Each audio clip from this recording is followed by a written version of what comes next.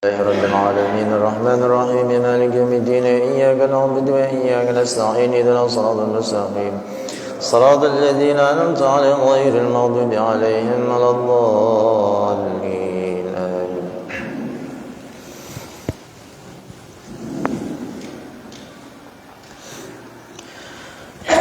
بسم الله الرحمن الرحيم الحمد لله رب العالمين والصلاة والسلام على أشرف الأنبياء والمرسلين سيدنا مولانا محمد وعلى آله وصحبه وسلم أجمعين.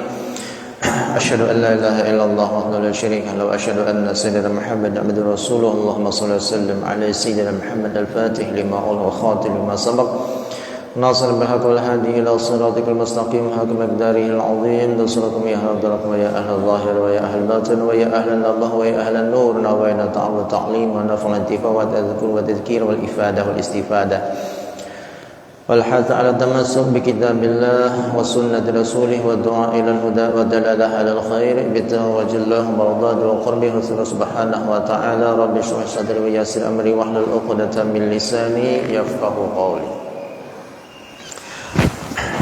Alhamdulillah, puji dan syukur kita panjatkan kehadirat Allah Subhanahu wa taala yang selalu memberikan kita kenikmatan, taufik dan hidayahnya sehingga pada saat ini kita bisa bersama-sama duduk di majelis yang mulia, di masjid yang mulia ini dalam rangka telah selesai kita melaksanakan kewajiban kita yaitu sholat maghrib yang alhamdulillah kita telah laksanakan dengan cara berjamaah, kemudian kita lanjutkan dengan majelis ta'lim. Mudah-mudahan apa yang kita kerjakan bernilai ibadah yang tinggi di sisi Allah Subhanahu wa taala, dan juga mudah-mudahan segala macam dosa kita diampuni oleh Allah taala, segala hajat kita, hajat dunia maupun hajat akhirat dikabulkan oleh Allah taala, segala urusan kita, urusan dunia maupun urusan akhirat permudah oleh Allah Subhanahu wa taala, dan mudah-mudahan Allah akhiri kehidupan kita dalam keadaan husnul khatimah, amin ya rabbal alamin.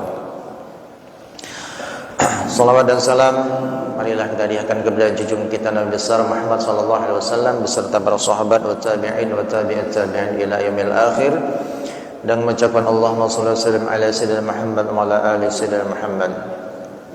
Para hadirin mungkin Allah Subhanahu wa taala, sekarang kita masuk kepada rukun Islam yang ketiga yaitu ita'uz zakah, menunaikan zakat. Sebelum kita bahas tentang masalah menunaikan zakat, di sini kembali kita ingatkan bahwa sekarang kita sudah berada di bulan Zulhijjah dan kita masih berada di awal-awal Zulhijjah, dan sebentar lagi insyaallah kita akan bertemu kepada hari Arafah, yaitu pada tanggal 9 dan juga pada tanggal 10 Zulhijjah insyaallah jatuh pada hari Jumat, hari Arafah pada hari Kamis. Jadi waktu yang sangat berharga ini, kesempatan yang sangat baik ini, mari kita sama-sama berusaha menggunakan waktu tersebut untuk beribadah kepada Allah Subhanahu wa taala, mengisi waktu tersebut dengan semua yang bernilai taat, ibadah, amaliyah untuk mendekatkan diri kita kepada Allah Subhanahu wa taala. Beribadah kita di bulan Zulhijjah, terutama di awal-awal 10 hari pertama di bulan Zulhijjah. Kalau kita berpuasa itu pahalanya sama dengan berpuasa setahun di bulan yang lainnya. Kalau kita beribadah yang lain selain daripada puasa, kita bersedekah, kita membaca Al-Quran, kita berzikir, kita bersolawat, segala macam yang bernilai ibadah selain daripada puasa, maka ibadah tersebut akan dilipat gandakan oleh Allah Ta'ala sampai 700 kali lipat. Ini akan kita dapatkan di 10 hari pertama di bulan Zulhijjah. Oleh karena itu waktu ini akan terus berjalan. Kalau tidak kita mengisinya, maka kesempatan itu akan hilang daripada kita. Dan orang-orang yang cerdas adalah orang yang selalu menggunakan kesempatan waktunya untuk terus menambah bekal sebanyak-banyaknya untuk perjalanan akhiratnya. Jadi ini adalah anugerah dari Allah Subhanahu wa taala. Kalau kita gunakan waktu yang 10 hari pertama ini, kita gunakan anugerah tersebut, berarti kita sudah termasuk orang yang bersyukur kepada nikmat Allah. Bersyukur terhadap anugerah Allah. Apa anugerah Allah? Ya tadi, dilipat gandakannya pahala oleh Allah Ta'ala, terutama di 10 hari pertama di bulan Zulhijjah. Dan sebaliknya, kalau kita lalui waktu tersebut begitu saja tanpa ada peningkatan ibadah, berarti sama kita kadang mensyukuri anugerah dari Allah Subhanahu wa taala.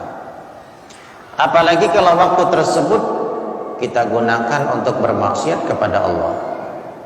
Kata para ulama, kalau kita berbuat taat, kalau kita beribadah di waktu yang utama, pahala kita dilipat gandakan oleh Allah Ta'ala seperti hari-hari ini. Maka kata ulama, begitu juga kalau kita berbuat maksiat, maka dosanya pun akan dilipat gandakan oleh Allah Ta'ala. Kalau kita ibadah, kita sedekah, kita baca Quran, kita zikir, kita sholawat, sampai 700 kali lipat pahalanya. Berarti kalau kita berbuat dosa pun pada waktu utama itu akan diberikan dosa oleh Allah Ta'ala yang berlipat ganda sampai 700 kali juga. Jadi oleh sebab itu, selain di sini ada targhib, tapi di situ juga ada tarhib. Ada anjuran, tapi di situ juga ada halangan ataupun ada peringatan dari Allah Subhanahu wa taala. Kita berbuat baik dilipat gandakan Allah, kita berbuat dosa juga dilipat gandakan oleh Allah Subhanahu wa taala, terutama di waktu-waktu utama. Begitu juga orang yang berbuat dosa di tempat-tempat yang mulia, seperti di Makkah Al-Mukarramah, di Madinatil Munawwarah. Sekali sholat kan di sana itu sama dengan 100.000 rakaat di masjid yang lain pahalanya. Maka kalau kita berbuat dosa di tanah haram, maka dosanya pun akan dilipat gandakan oleh Allah Subhanahu wa taala. Maka berhati-hati kita berbuat maksiat, melakukan dosa di tempat yang mulia dan di waktu yang mulia. Bukan hanya pahala yang dilipat gandakan oleh Allah, tapi dosa pun juga akan dilipat gandakan oleh Allah Subhanahu wa taala. Dan sebentar lagi kita akan menemui hari Arafah, yang mana hari Arafah ini adalah hari yang paling mulia dari segala macam hari. Itu hari Arafah. Kita puasa di hari Arafah, maka keutamaannya akan mengampuni setahun dosa kita yang telah lalu dan setahun dosa kita yang akan datang. Dengan catatan dosa tersebut adalah dosa-dosa kecil. Kalau dosa ganal, hendaknya kita bertaubat kepada Allah.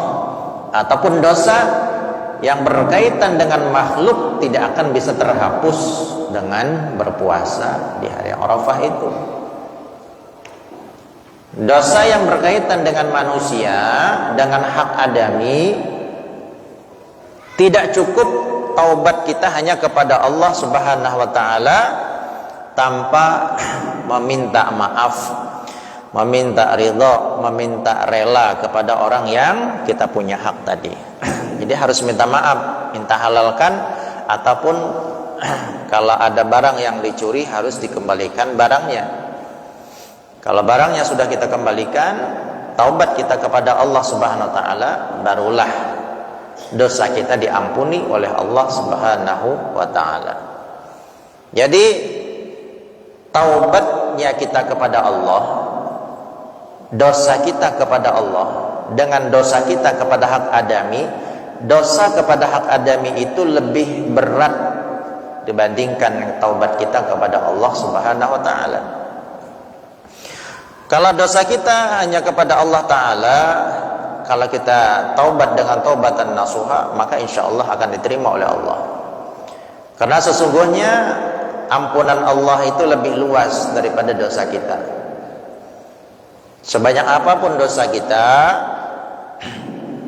walaupun ibaratnya dosa kita ini dari bumi sampai ke langit saking banyaknya, kalau kita benar-benar kembali kepada Allah dan bertaubat kepada Allah, maka pasti Allah akan mengampuni dosa itu. Wala ubali, kata Allah Ta'ala, dan aku tidak peduli selama orang itu benar-benar kembali kepadaku dan bertaubat, akan aku ampuni semua dosanya, tuh keampuni, kata Allah. Dengan catatan tadi dosa yang langsung antara kita dengan Allah Subhanahu wa taala.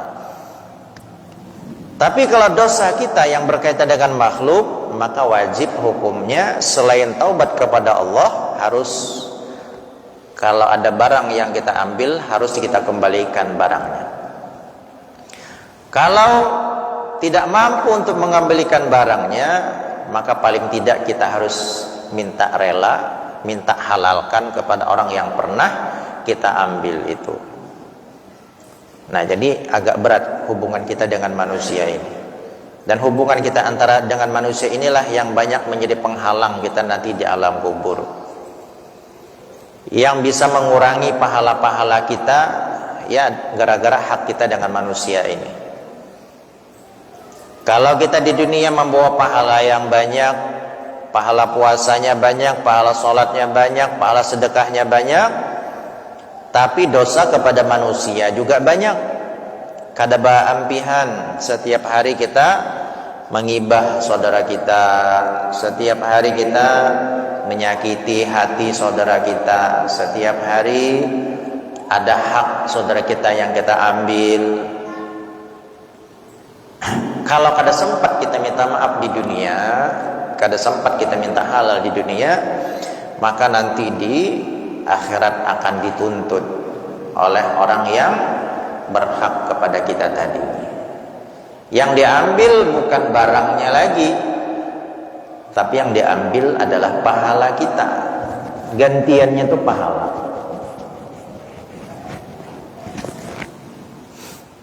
Jadi semakin banyak hak kita kepada orang lain, maka semakin banyak pahala kita yang diambil oleh orang tersebut. Jadi itulah kata Nabi SAW, orang yang muflis, orang yang bangkrut itu adalah orang yang banyak membawa pahala ketika di dunia, tapi nanti di akhirat pahalanya habis karena diambili orang. Habis pahalanya. Ini pahala menyambati orang, ini mengambil hak orang, ini memukul, ini macam-macam. Nanti akan dibagikan pahalanya sesuai dengan kadar dosa yang kita lakukan. Maka alangkah ruginya kita. Uyuh-uyuh kita beramal di dunia, tapi ternyata sampai di akhirat pahala kita habis. Nah, jadi pada hari Arafah ini banyaki kita taubat kepada Allah, banyaki minta ampun, dan banyak-banyak berdoa lawan Allah Ta'ala. Karena doa pada hari Arafah itu mustajab, dikabulkan oleh Allah Subhanahu wa taala. Mustajab. Yakini. Jadi sampai hari Arafah itu yakin dengan hati seyakin-yakinnya, husnuzon kita kepada Allah, setiap doa yang kita panjatkan diterima oleh Allah Ta'ala. Jadi kita harus mempunyai pikiran yang optimis dulu, pikiran yang positif kepada Allah Ta'ala. Apa yang kita panjatkan, doa tersebut, yakinkan dulu bahwa doa itu akan diterima oleh Allah Subhanahu wa Ta'ala.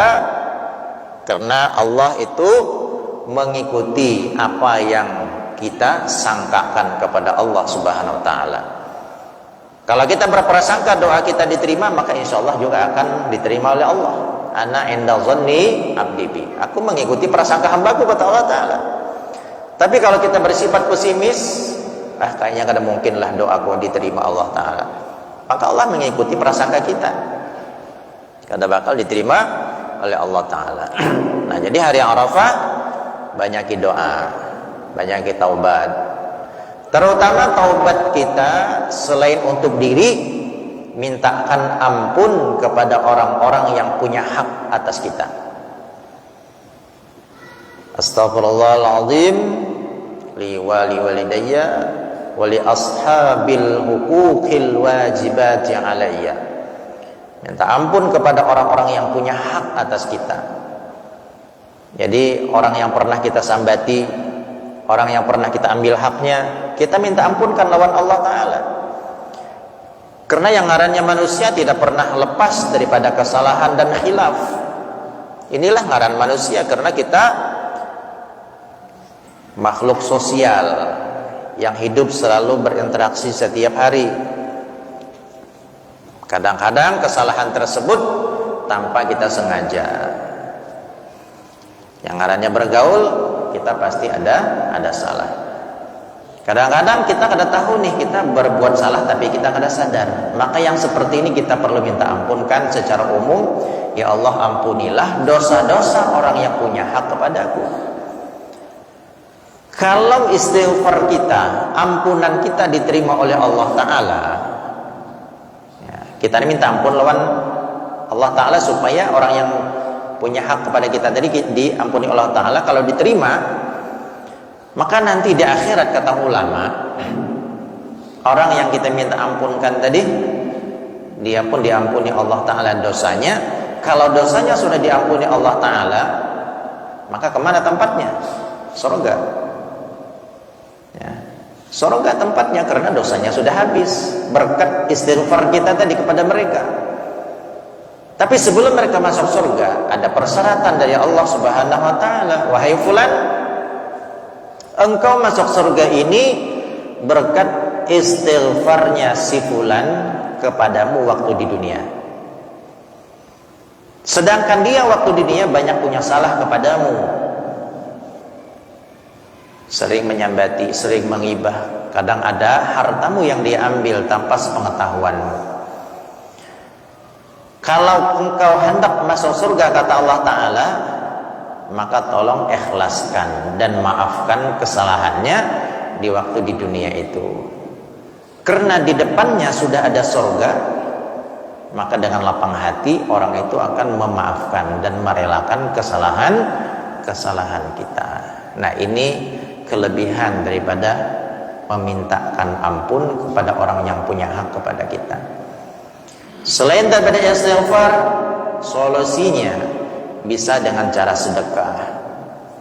Setiap kali kita bersedekah, niatkan, ya Allah, pahala sedekah ini ulun hadiahkan kepada orang-orang yang punya hak atasku.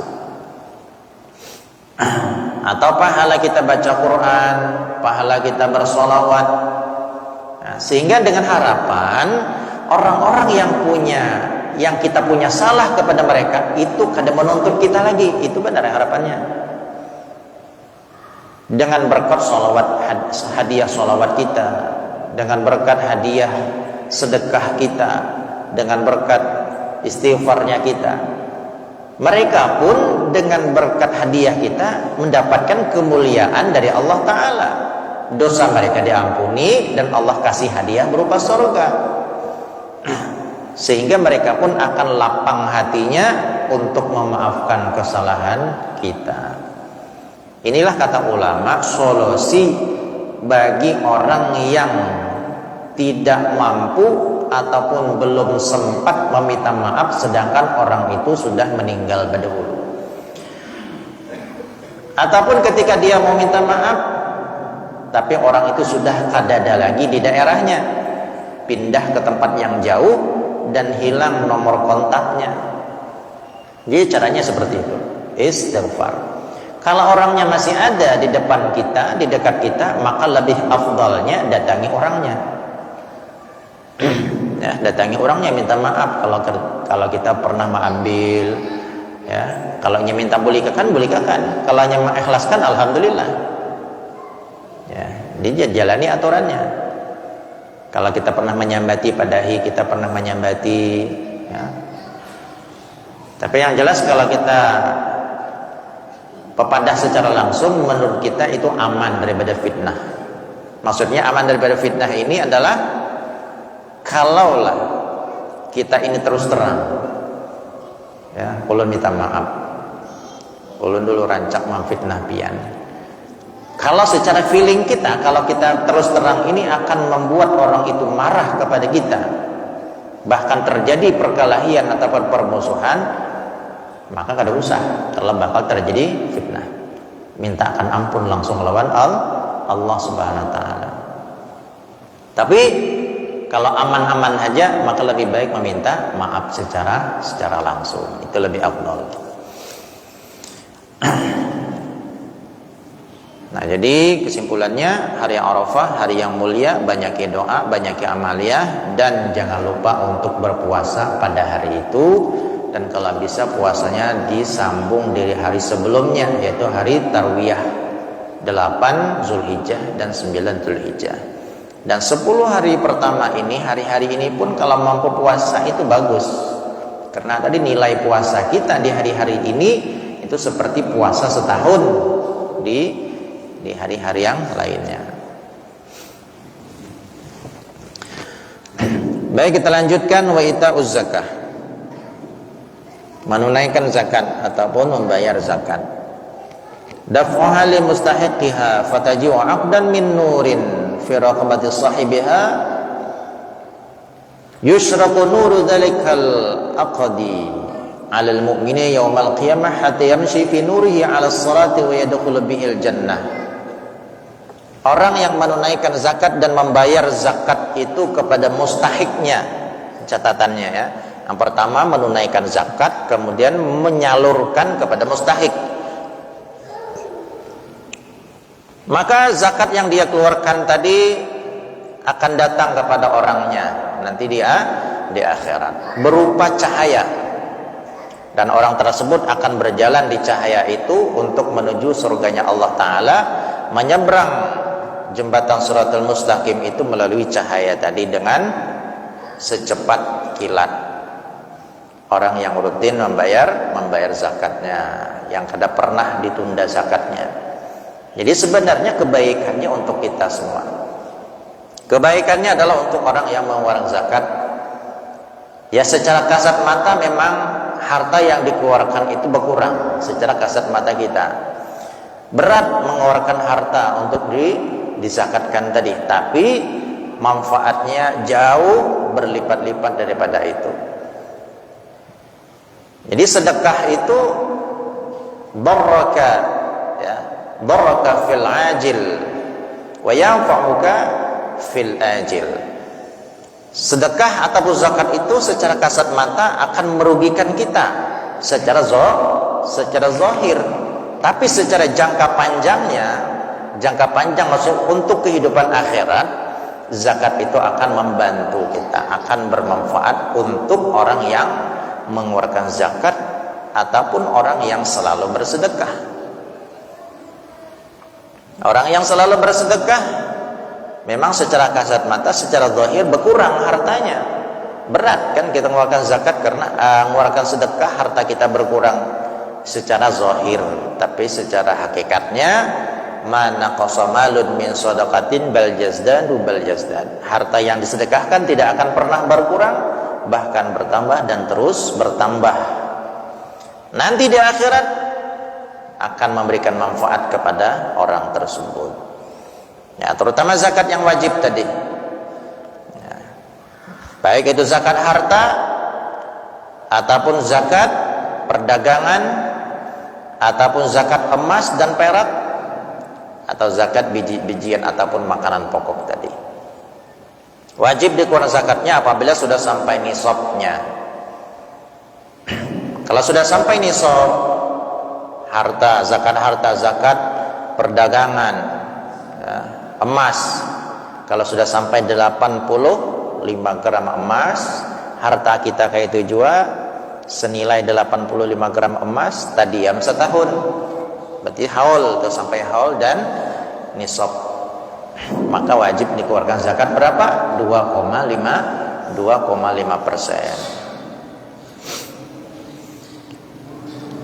Mengeluarkan dan menyalurkannya pun harus sesuai kepada mustahiknya. Siapa yang mustahiknya? Innamaz zakatu innamas sadaqatu lil fuqara wal masakin. Untuk orang-orang fakir, untuk orang-orang miskin, walil gharimin, orang-orang yang berhutang fisabilillah, orang-orang yang berjuang di jalan Allah Subhanahu wa taala, walil muallafati qulubuhum, dan orang yang dilembutkan hati ataupun orang-orang yang baru masuk Islam. Nah, ini diantara asnaf-asnaf yang berhak mendapatkan zakat. Adapun al-aitam, al-yatama, anak-anak yatim itu kada masuk kepada asnaf. Jadi jangan pian kalau mengeluarkan zakat itu kepada anak yatim karena yatimnya. Karena itu bukan termasuk golongan yang menerima zakat. Anak-anak yatim itu. Kalau hendak mengeluarkan zakat kepada anak yatim, jangan kepada anak yatim yang belum usia balik. Tapi siapa yang menanggung anak yatim itu? Yang menanggung nafkahnya siapa? Ibunya. Maka ibunya yang diberi. Kalau ibunya termasuk orang yang tidak mampu, kepada ibunya. Jangan kepada anaknya langsung. Karena tadi kalau kita salah menyalurkan, maka zakat kita ya kada sah. Kalau kada sah berarti kita belum menggugurkan kewajiban kita. Maka jangan sampai keluar daripada golongan yang 8 itu. Dan lebih mayoritasnya kita mengeluarkan zakat itu kepada fakir miskin kebanyakannya. Nah, jadi kepada fakir miskin. Kita mengeluarkan zakat misalnya kepada janda. Maka jangan karena jandanya, tapi karena miskinnya atau karena fakirnya. Kalau jandanya sugih, berarti dia kada berhak menerima zakat. Anak yatim tapi sugih, ya kada berhak menerima zakat. Atau yang menanggung nafkahnya orang yang sugih, orang yang mampu, maka kada berhak menerima zakat. Nah, jadi kekanakan yang belum balik jangan kita berikan zakat kepada mereka. Kalau hendak mengeluarkan zakat itu kepada orang tuanya. Kalau orang tuanya termasuk kategori fakir atau miskin, atau orang yang termasuk orang yang berhutang tadi, al-gharim, nah, orang yang banyak hutangnya. Berarti ada alasan kita, bukan karena dia adalah anak yatim, bukan dia karena janda, tapi karena miskin, karena fakir, ataupun karena dia berhutang, ataupun dia fisabilillah, ataupun karena dia mu'allaf qulubuhum. Dan yang dimaksud dengan mu'allaf di sini orang yang masih baru-baru masuk Islam. Nah, perkiraannya sebulan, 2 bulan, 3 bulan, mungkin sampai setengah tahun, itu masih hanyar lagi, masih mu'allaf, perlu dihibur hatinya. Kalau kita kasih zakat, maka dengan harapan hatinya terhibur dan menjadi kuat dalam Islam. Kalau masuk Islamnya itu sudah lama, 10 tahun, maka walaupun secara mayoritas, secara umum kita masih mengatakan mu'allaf, tapi kada masuk dalam kategori asnaf yang menerima zakat tadi. Karena sudah lawas, masuk Islamnya itu sudah lawas. Jadi yang berhak itu yang 1 mat tadi. Yang sebulan masih hanya di Islam, 2 bulan, 3 bulan, 4 bulan, nah itu kan masih baru-baru tuh. Ya, maka perlu orang-orang ini didukung dengan diberikan zakat supaya inya kuat Islamnya, ya, dengan uluran tangan daripada zakat tadi.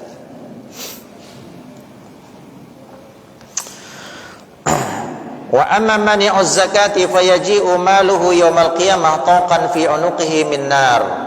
Orang yang tidak mau mengeluarkan zakat padahal nisabnya sudah sampai, haulnya sudah sampai, masih kada dikeluarkan zakatnya, apa hukumannya?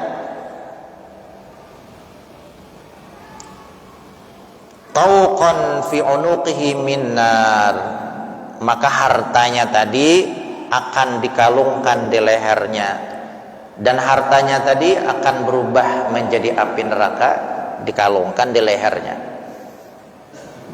Kita bisa harta banyak, duit misalnya 3M, kada dikeluarkan zakatnya, maka harta itu akan berubah jadi api dan dikalungkan ke leher kita. Ya, kita mau berjalan kita pada masyar. Na'udzubillah. Lau anna dzalika tauq wudi'a fid dunya la taraqat minhu wa taqatta'at jibaluha wa yabisat biharuha. Kalaulah kalung yang dari api neraka tadi, yang berupa api tadi, diletakkan di dunia, maka dunia seduniaan ini, satu bumi ini akan terbakar. Wa taqatta'at jibalu, dan gunung-gunung pun akan hancur belur. Gunung-gunung hancur beratan, hanya digugur diandak yang kengkalung tadi. Diandak ke laut, kering lautnya. Bumi hancur, gunung hancur, dan laut pada kering. Kalau kalung gara-gara zakat yang kada kita keluarkan tadi diandak ke bumi tadi, akan berubah menjadi api neraka.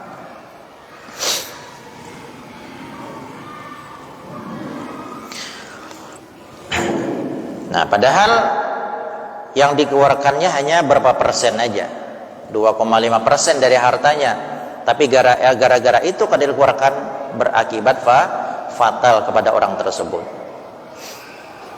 Padahal kan kalau kita kada mengeluarkan, orang kada tahu juga sebenarnya. Tapi Allah mengetahui, dan nanti akan dibalas oleh Allah Subhanahu wa taala. Adapun harta-harta kita yang belum sampai nisabnya, kalau hendak mengeluarkan juga, hendak membersihkan, itu bisa dikatakan sebagai sedekah. Hendak mengeluarkan 2,5% dari harta gaji kita, gajinya 10 juta misalkan sebulan, dikeluarkan 2,5%. Ya, tujuan itu sama, membersihkan. Zakat membersihkan, sedekah juga yang kita wakar itu membersihkan. Jadi sama-sama pada bagus. Cuman kalau belum sampai nisab, belum sampai haul, namanya sedekah. Kalau sudah sampai nisab dan sampai haul, namanya zakat. Tapi fungsinya sama-sama pada membersihkan harta kita. Jadi kalau kita punya gaji dalam sebulan 5 juta, kita khawatir dalam 5 juta itu ada harta-harta yang syubhat. Mungkin karena sebab kita misalnya selaku pejabat kah, selaku guru kah, selaku karyawan kah, kita kadang menjalankan kewajiban kita secara maksimal, kadang menjalankan secara sempurna, tapi gajinya kita diberi dengan gaji yang sempurna. Nah, tentunya kita di sini ada temakan hak orang lain. Seharusnya misalnya bagawinya sehari adalah 6 jam, 7 jam, kita bagawinya hanya 4 jam aja, berarti 3 jam kita sudah zalim. Sedangkan gajinya kita mendapatkan gaji yang sempurna. Maka supaya membersihkan yang syubhat ini, kita keluarkan, ya. Kita keluarkan 2,5%-nya atau lebih daripada itu, ya, supaya harta yang kita makan tadi jadi bersih. Kalau harta yang kita makan ini sudah bersih, sudah halal, man akalal halal atau ad-jawari usya'ad abad. Harta yang halal itu kalau dimakan, maka akan mengajak tubuhnya untuk taat kepada Allah Ta'ala, baik dia kehendaki ataupun tidak. Secara otomatis tubuh kita mudah dan ringan untuk taat kepada Allah Ta'ala. Tapi sebaliknya, kalau yang kita makan masih banyak yang haram dan syubhat, tubuh kita pun akan berat ibadah, bahkan ringannya untuk berbuat maksiat kepada Allah Ta'ala, baik kita mau ataupun kita kehendak. Tubuh kita akan otomatis untuk berbuat maksiat kepada Allah Subhanahu wa taala. Inilah pentingnya kenapa yang kita konsumsi, hasil yang kita dapatkan, rezeki yang kita dapatkan harus halal, karena akan berpengaruh kepada diri kita yang memakan rezeki itu. Kalau rezekinya bagus, halal, tubuh kita pun akan mudah taat kepada Allah. Tapi kalau rezeki kita ada campuran yang haramnya, yang syubhatnya, tubuh kita pun akan pengaruh, hatinya jadi keras dan sulit untuk beribadah, bahkan mudah untuk bermaksiat kepada Allah Subhanahu wa taala. Mudah-mudahan Allah taala karuniakan kita harta yang halal, harta yang berkah, harta yang banyak, berkah dan bermanfaat, dan mudah-mudahan ringan nanti hisabnya di akhirat, dan juga mudah-mudahan Allah ampuni segala macam dosa daripada kita. Allah berikan kita kemudahan untuk beramaliyah di hari pertama 10 Zulhijjah ini, dan terutama di hari Arafah nanti yang akan kita hadapi. Mudah-mudahan Allah berikan kita hidayah dan taufik, keringanan, semoga bisa menjalankan hari-hari tersebut dengan mengisi ketaatan ibadah kepada Allah Ta'ala dengan cara maksimal, dan mudah-mudahan apa yang kita panjatkan, apa yang kita doakan, mudah-mudahan dikabulkan oleh Allah Ta'ala. Dan kita doakan juga mudah-mudahan orang-orang yang pernah kita berbuat salah kepada mereka, pernah kita ambil hak mereka, pernah kita ghibah mereka, pernah kita sakiti mereka, mudah-mudahan diampuni oleh Allah Subhanahu wa Ta'ala. Dan mudah-mudahan juga mereka kadang menuntut kita nanti di akhirat kelak. Akhirnya mudah-mudahan Allah Subhanahu wa taala mengakhiri kita dalam keadaan husnul khatimah. Amin ya rabbal alamin. Ala hazina khaliqun salihah wa ala ma'na salafun salih. Al-Fatihah. Bismillahirrahmanirrahim. Alhamdulillahirabbil alamin arrahmanir rahim maliki yaumiddin. Iyyaka na'budu wa iyyaka nasta'in ihdinas siratal mustaqim siratal ladzina an'amta 'alaihim ghairil maghdubi 'alaihim waladdallin. Amin. Bismillahirrahmanirrahim. Allahumma salli ala sayyidina maulana Muhammadil khairil bariyah salatan tusallimuna biha wa tusallimuna awladana wa qaribana wa hababana wa muallimina wa mata'ala siddiqan wa jam'u tusal buyutana wa nasami jami'al amalina.